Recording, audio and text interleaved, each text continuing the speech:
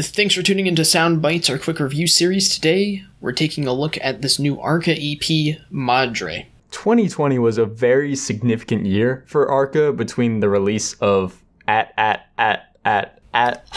a single. It's a single over an hour long, Kick One of the most critically acclaimed electronic albums of the year. Check out our top 25 list. Yeah, they're a link in the top right of the screen. And a compilation of 100 AI-generated versions of her song Rikiki. This new EP, Madre, sounds nothing like any of those. All the experimentation of Arca is still there, but instead of the faster, harder electronic production found on previous projects, this EP feels more like a very avant-garde blend of pop, electronic, and orchestral music. I find it incredibly impressive how Arca manages to consistently reinvent and change her style in a way that feels unique to her. I'm always excited for a new Arca project, as I never really know what to expect, and I feel like this EP is no different. Much of this record reminds me a lot of ambient work from artists such as Tim Hecker, specifically in terms of the emphasis on the texture of the music and continuing change and kind of evolution of these sounds that Arca explores. The EP features 4 tracks, each with a significant runtime. The first track, which is also the title track, has Arca singing passionately over Oliver Coates' cello. As the track progresses, more and more layers are brought on to complement these two. Madre has these beautiful and impressive sounding cellos on it. They seem to fade in and out as if they're surrounding you as you listen to them. And Arca's vocals beautifully complement the instrumentals as they weave in and out of the mix.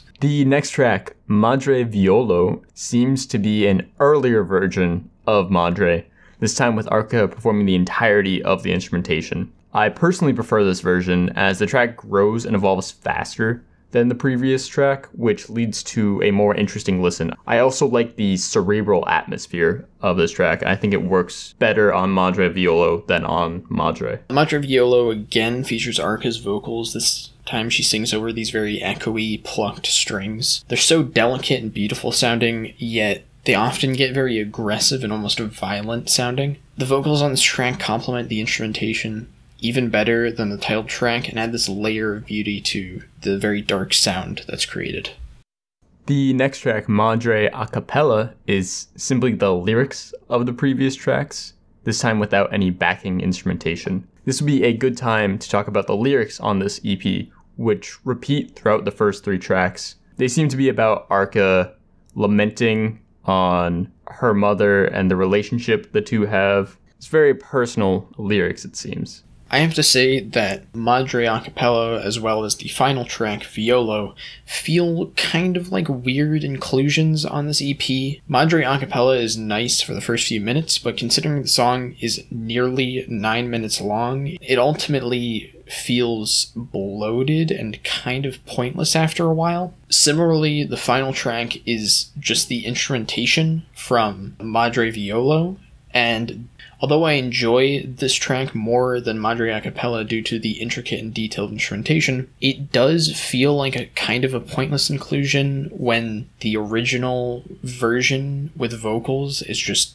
so much better. One way of looking at this project is that the EP happens in reverse. Madre a cappella plus Violo is Madre Violo, and then Madre Violo altered a bit is the title track, Madre. Putting the tracks in the order they are makes for an interesting breakdown of the sounds Arca is working with here. Personally, I find that this EP is lacking substance though. This is a very artsy EP, and as far as replayability, I can really only get behind the first 2 tracks. Even then, the runtimes combined with how repetitive the track can get makes it a little bit of a rough listen. Overall, I still like the EP, but I think it suffers from significant problems.